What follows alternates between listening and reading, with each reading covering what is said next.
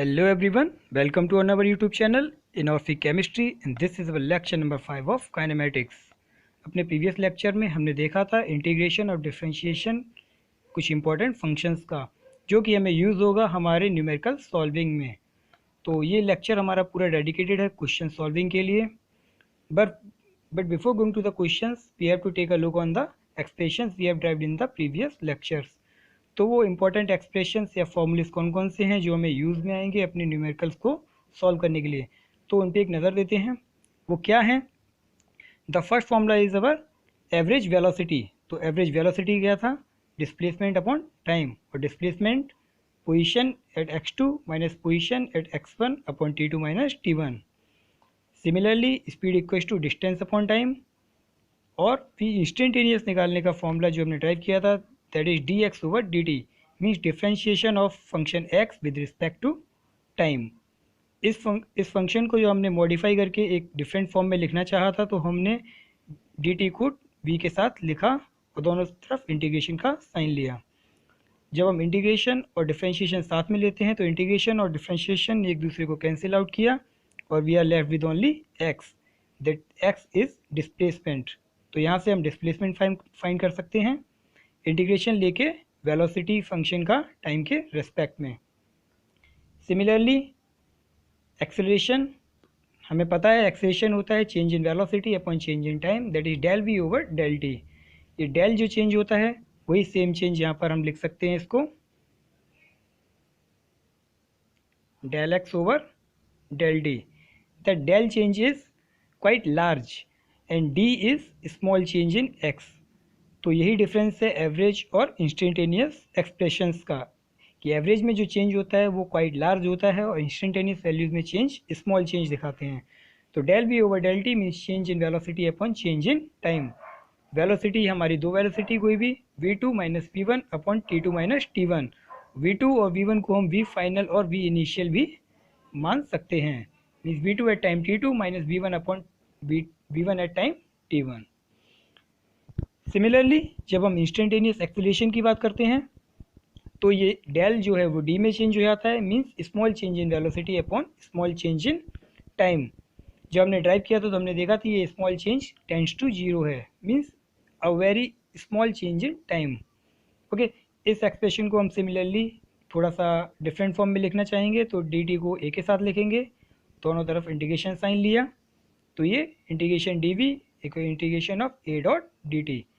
Similarly यहाँ पर integration और डिफरेंशिएशन एक दूसरे को कैंसिल किया और ये हमारा एक डिफरेंट एक्सप्रेशन हमें मिल गया जो कि था velocity equal to integration of a dot d t.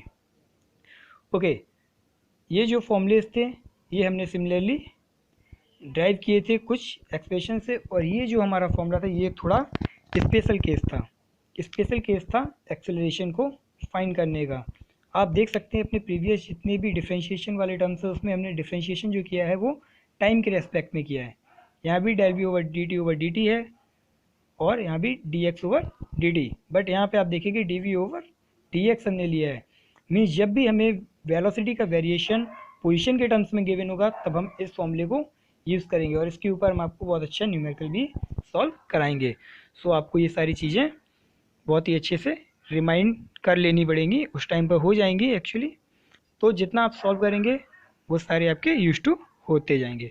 Okay, तो चलिए अब क्वेश्चन की तरफ मूव करते हैं। So the first question given to us is, क्या है पढ़िए।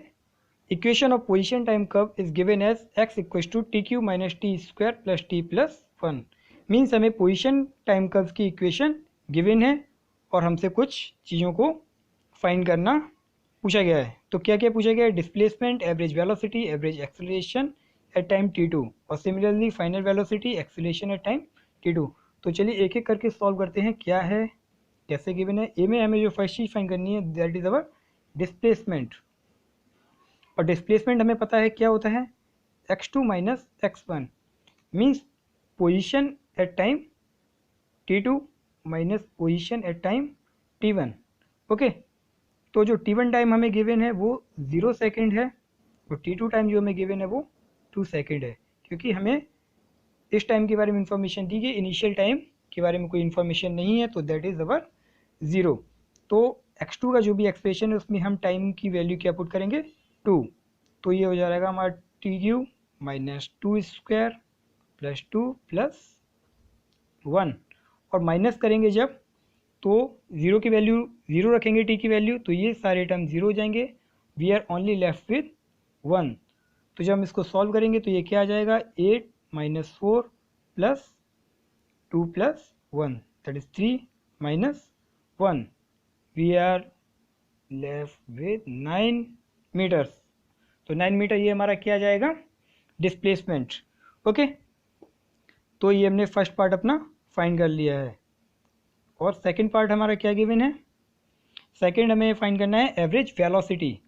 एवरेज वेलोसिटी का फॉर्मूला क्या था, वी एवरेज था हमारा del x over del t. Okay, और डेल एक्स को ही हम क्या लिखते हैं, डेल एक्स को हम लिखते हैं displacement x2 minus x1 upon time t2 that is t2 minus t1। तो डिस्प्लेसमेंट हमने यहाँ फाइंड कर लिया है।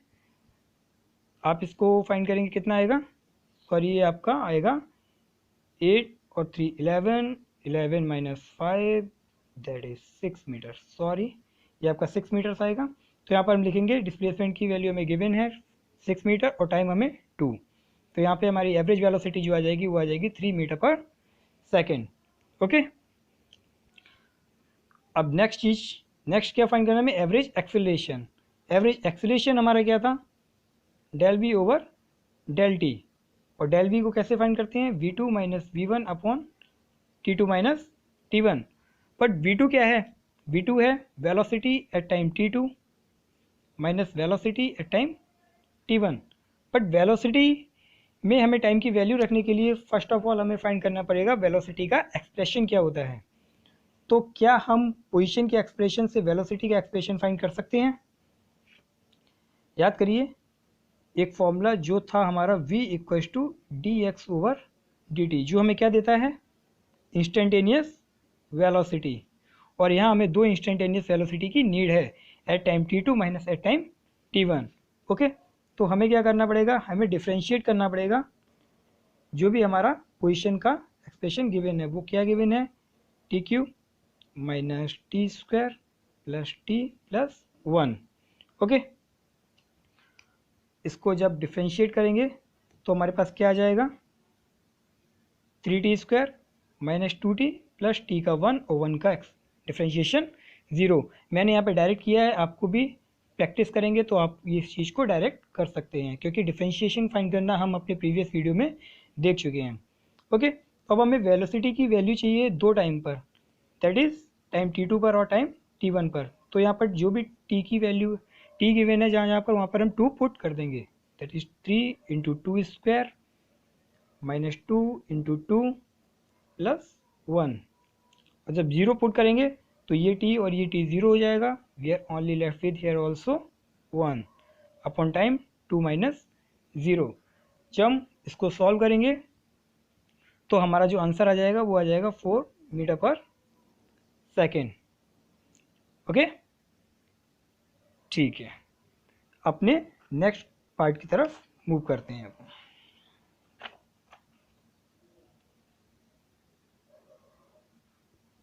तो जो नेक्स्ट पार्ट हमें गिवन है उसमें हमें क्या फाइंड करना है, final velocity and acceleration at time 2 second.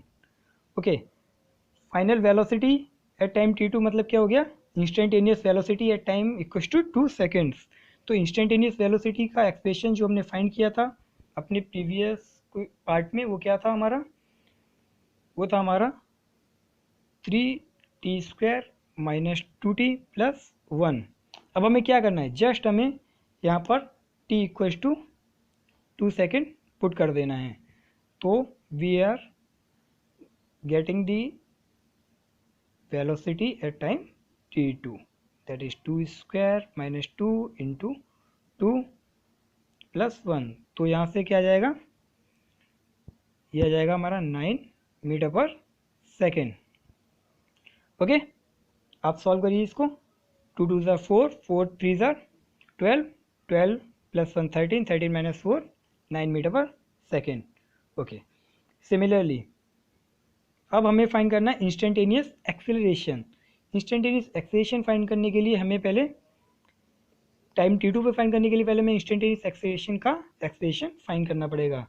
Instantaneous acceleration find करने का क्या फॉर्मूला है, dv over dt, a equals to dv over dt, means velocity का डिफरेंशिएशन टाइम के टर्म्स में। तो हम करेंगे d by d t of ये एक्सप्रेशन जो हमें वेलोसिटी का गिवन है, that is 3t square minus 2t plus 1। इसको जब हम सॉल्व करेंगे तो आ जाएगा 6t माइनस 2 और ये 0 हो जाएगा। अब हमें इस चीज़ को भी किस टाइम पे फाइंड करना है, at time t equals to 2 second.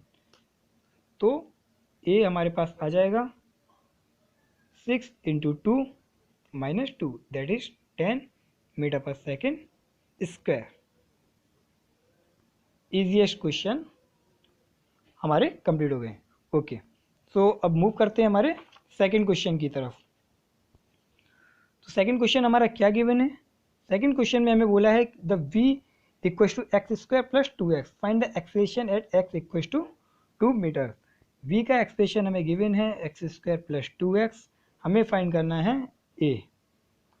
तो v से हम a को कैसे फाइंड करते हैं, a इक्वल्स टू क्या होता है dv over dt।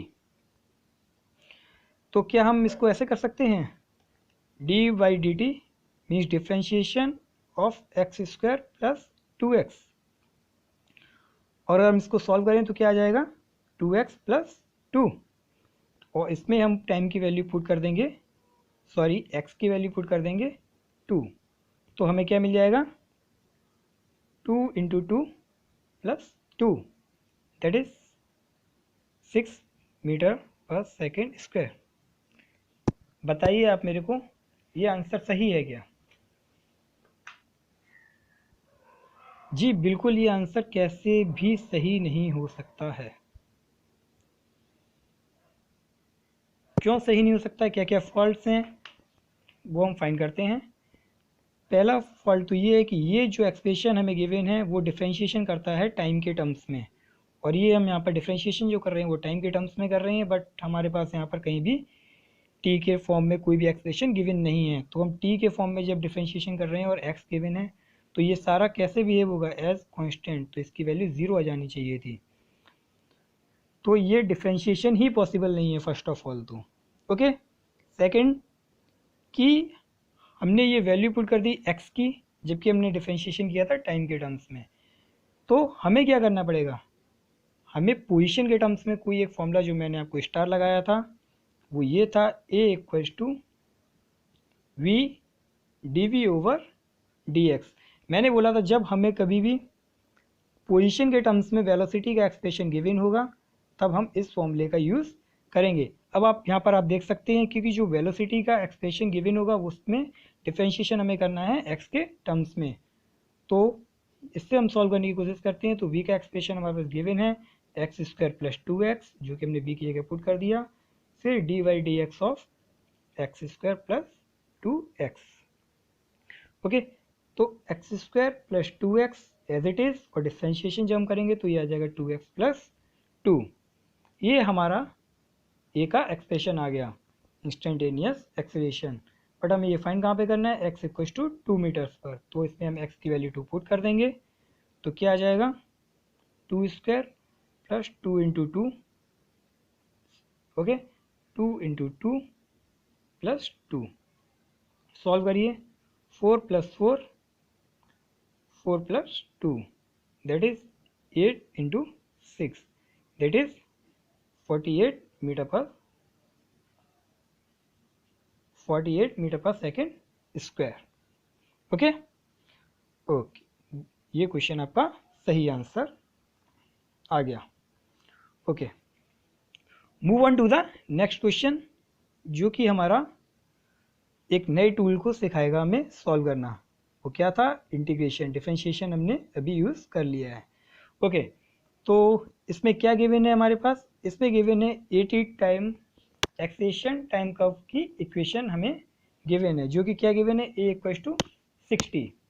Okay, a equals to 60 जब हमें गिवन है और हमें फाइंड क्या करना है, v एंड x। ये हमें किसी पर्टिकुलर टाइम पे फाइंड करने को नहीं बोला गया है, तो हमें v और x का क्या फाइंड करना पड़ेगा, एक्सप्रेशन। ओके, मीन्स इक्वेशन की फॉर्म में हम इसको फाइंड करेंगे। तो हमें पता है a जो होता है वो हमारा होता है dv/dt, बट जब हमने यहाँ से v की वैल्यू निकाली थी तो v क्या आया था हमारा, integration of a into D T. अभी हम यहाँ पर v निकाल रहे हैं, बट अगर हम इसको d की ही फॉर्म में लिखना चाहें तो ये dv हो जाएगा और यहाँ पर भी एक इंटीग्रेशन साइन आ जाएगा। आप देखिए मैंने स्टार्टिंग में ये एक्सप्रेशन आपको लिखवाया है।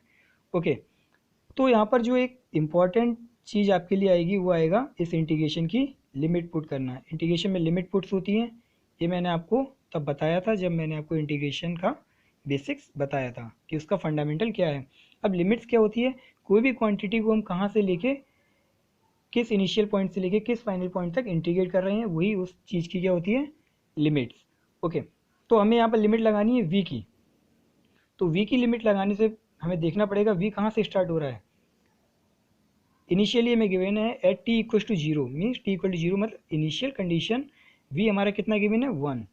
तो v जो स्टार्ट हो रहा है 1 से और v कहाँ तक मूव कर रहा है हमें नहीं पता कहाँ तक मूव कर रहा है, तो हम उस फाइनल वैल्यू को क्या ले लेंगे, v।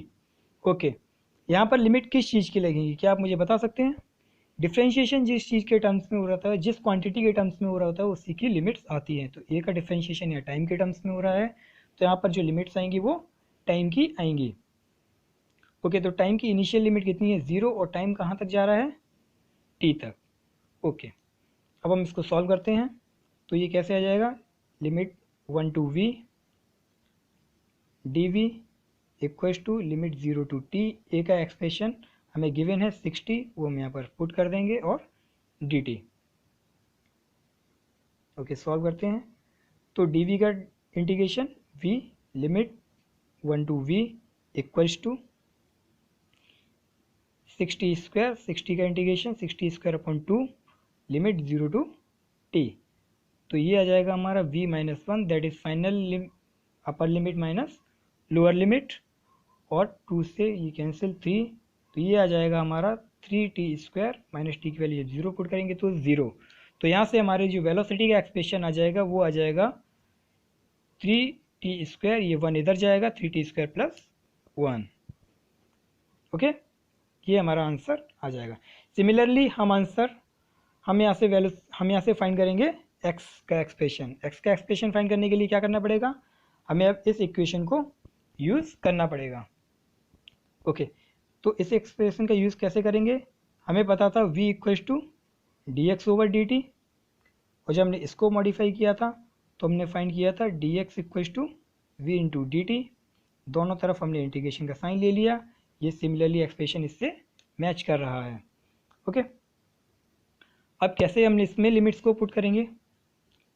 सिमिलरली x की लिमिट्स हमें गिवन है, इनिशियल टाइम पर x की वैल्यू कहाँ से स्टार्ट हो रही है, 2 मीटर से, और कहाँ तक जा रही है, कोई वैल्यू x तक। यहाँ पर भी हमें किसकी लिमिट पुट करनी है, टाइम की, और टाइम 0 से स्टार्ट हो रहा है और टाइम t तक वेरी कर रहा है। तो यहाँ पर इंटीग्रेशन करते हैं, इंटीग्रेशन dx का x और लिमिट 2 टू x। यहाँ पे भी इंटीग्रेशन v का, और v का एक्सप्रेशन क्या गिवन है, 3t square plus 1, that is ये जो इंटीग्रेशन है इसको हम ऐसे लिख सकते हैं 3t square plus 1 into dt। तो 3t स्क्वायर का इंटीग्रेशन हो जाता है 3t क्यूब अपॉन 3 प्लस 1 का t, ये 3 से 3 कैंसिल हो जाएगा, लिमिट हमारी 0 से t। यहाँ से हम सॉल्व करेंगे तो ये आ जाएगा x माइनस 2 अपर limit minus lower limit T cube plus T. Okay, अब हमें यहाँ से फाइंड क्या करना है, x की वैल्यू, तो x equals to t cube plus t plus 2। तो ऐसे करके यहाँ से हमने दोनों ही वैल्यूज़ फाइंड कर ली, x की और v की। ओके, तो ये फंडामेंटल यूज़ होगा यहाँ पर इंटीग्रेशन और डिफरेंशिएशन को। आपको कुछ नहीं करना है, आपको वही जो सारे एक्सप्रेशन हमने ड्राइव किए थे बस समझना है कि क्वेश्चन में क्या पूछा गया है हमसे, इंस्टेंटेनियस और एवरेज, तो उसको बस अप्लाई करना है। ओके, तो move on to the next question. अब हम अपने नेक्स्ट टाइप के क्वेश्चन की तरफ मूव करते हैं। उस क्वेश्चन को सॉल्व करने के से पहले हमें एक चीज़ को ध्यान से पढ़ना होगा।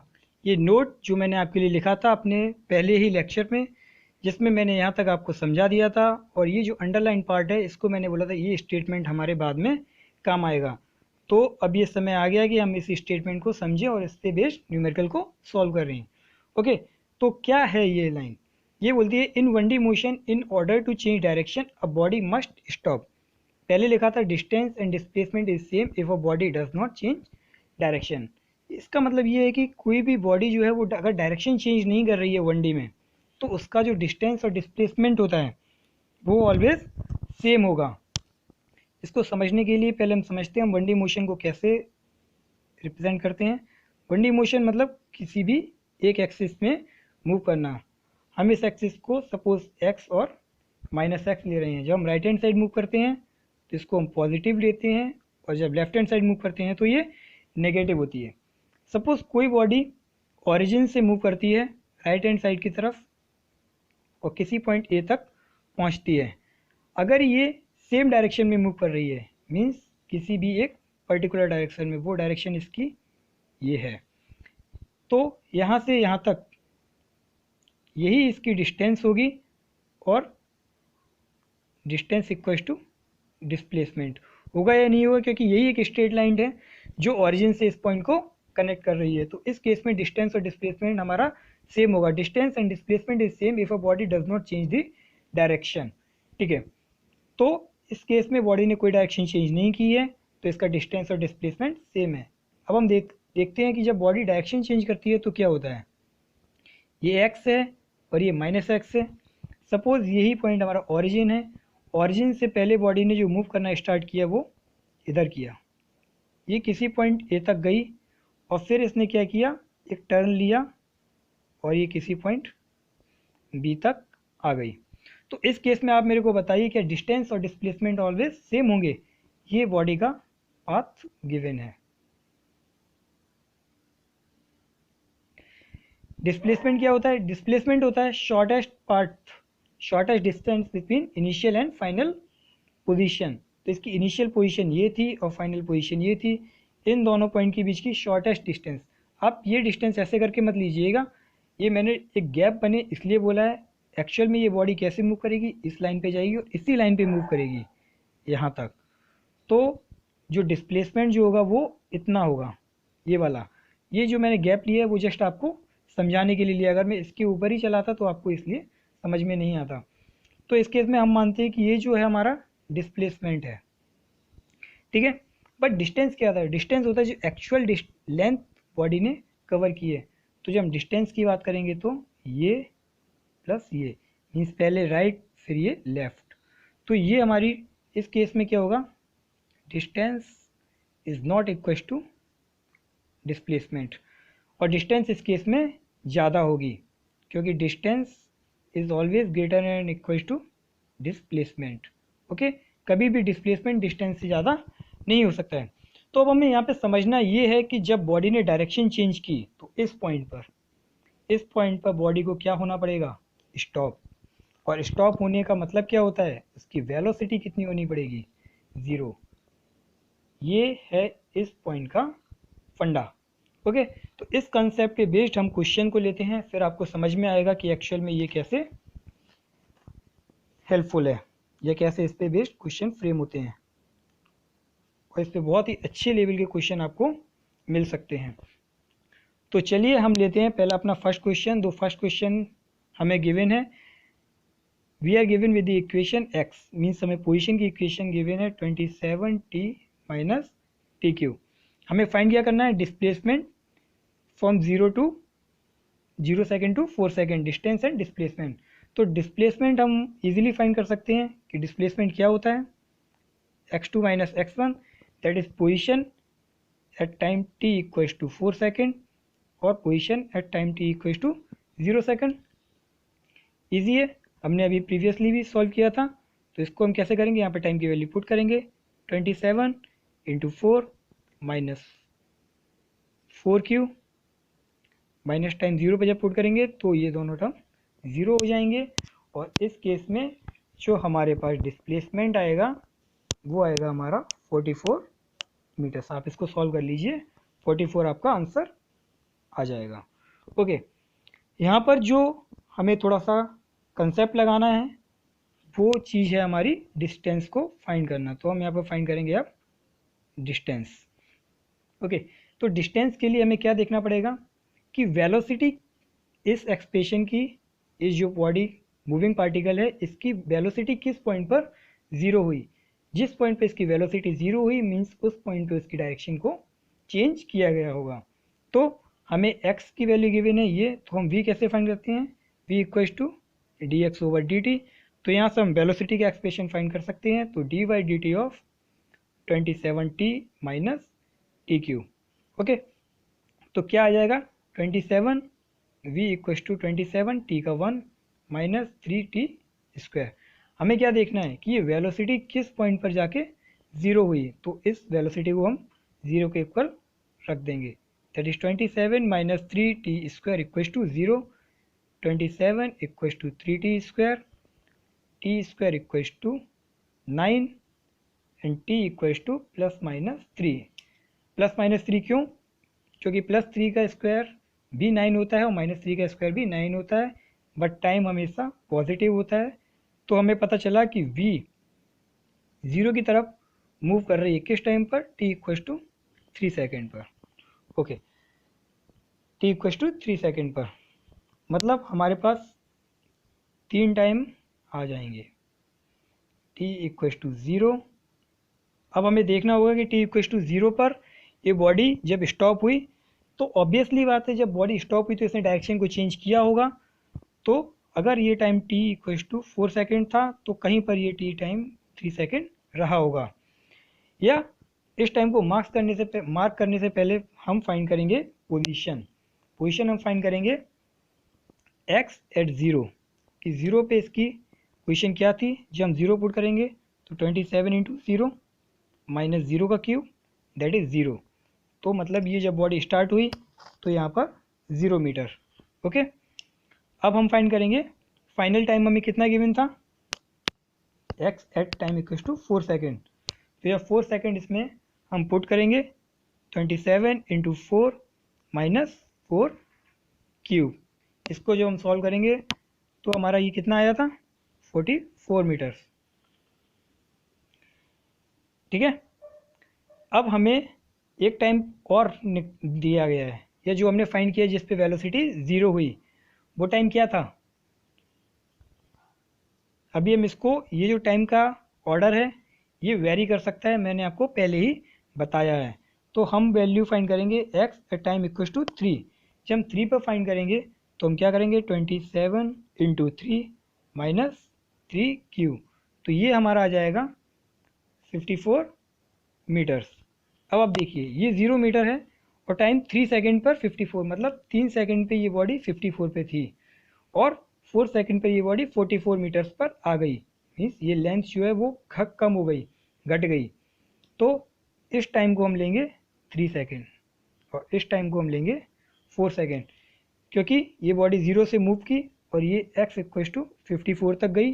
फिर यहाँ पर इसकी वेलोसिटी चेंज हुई और इसने वेलोसिटी 0 हुई और इसने डायरेक्शन को चेंज किया और ये आ गई हमारी 44 मीटर्स पर। तो आई होप आपको ये फंडा क्लियर हुआ होगा। इसने क्या किया, इस बॉडी ने टाइम इक्वल्स टू 0 पे चलना स्टार्ट किया, ये मूव किया, टाइम इक्वल्स टू 3 सेकेंड पर ये बॉडी ऐसे करके मूव कर रही थी। यहाँ पर इसकी वेलोसिटी 0 हुई और वेलोसिटी 0 होने का मतलब इसने डायरेक्शन को चेंज किया और time t equals to 4 second पर ये कहीं यहाँ पर आ गई। ओके, तो डिस्टेंस इसने कितना ट्रेवल किया। डिस्टेंस ट्रेवल क्या होता है, ये टोटल पाथ की लेंथ, मतलब पहले ये 0 से 3 तक कितना गई। तो जब हम डिस्टेंस निकालेंगे तो क्या हो जाएगा, distance equals to total path length. Total path length 0 से t में कितना आ गया 54 प्लस 3 से 4 सेकेंड में ये रिवर्स आई, कितना, ये रिवर्स कितना है, यहाँ पर 54 मीटर्स था और ये, तो ये लेंथ कितनी हो गई 10 मीटर्स। तो 54 प्लस 10 दैट इज 64 मीटर्स, ये हमारी क्या आ जाएगी distance. Okay, very nice question. आप इसको अगर अच्छे से सॉल्व करेंगे तो एक अच्छा कंसेप्ट आपका बिल्डअप हो पाएगा।